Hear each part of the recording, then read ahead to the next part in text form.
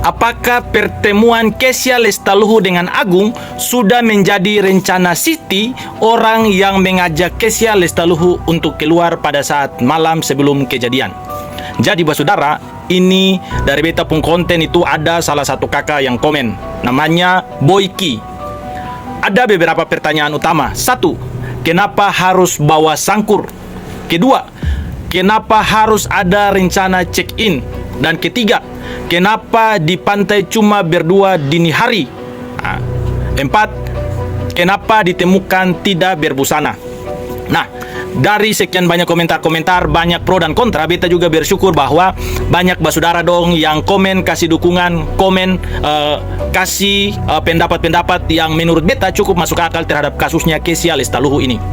Dan buat kalian akun-akun yang komen menyalahkan Kesha, kenapa keluar tengah malam, Kesha kenapa mau jalan sama laki-laki yang baru kenal, ada Siti di balik itu.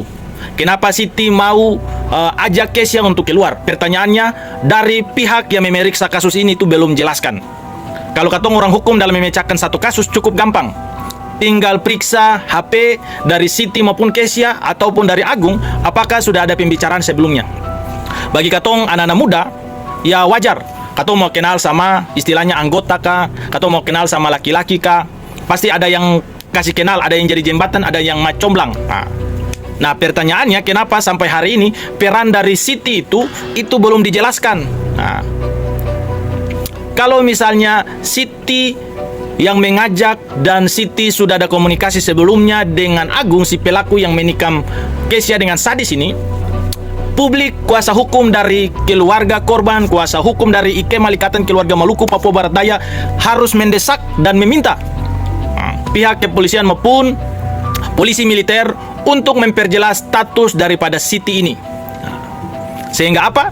Sehingga peristiwa hukum ini dia tidak terputus-putus. Dia menjadi satu kesatuan yang utuh. Kemudian katong kembali bertanya lagi.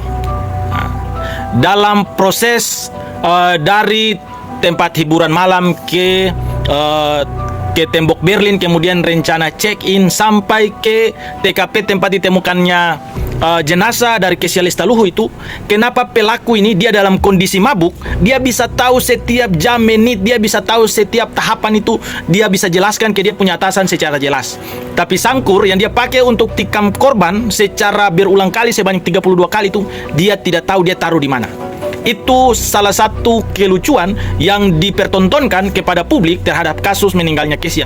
Sehingga wajar publik, sehingga wajar keluarga dan katong masyarakat ini menuntut supaya proses ini harus secara transparan, secara terang benderang, supaya apa?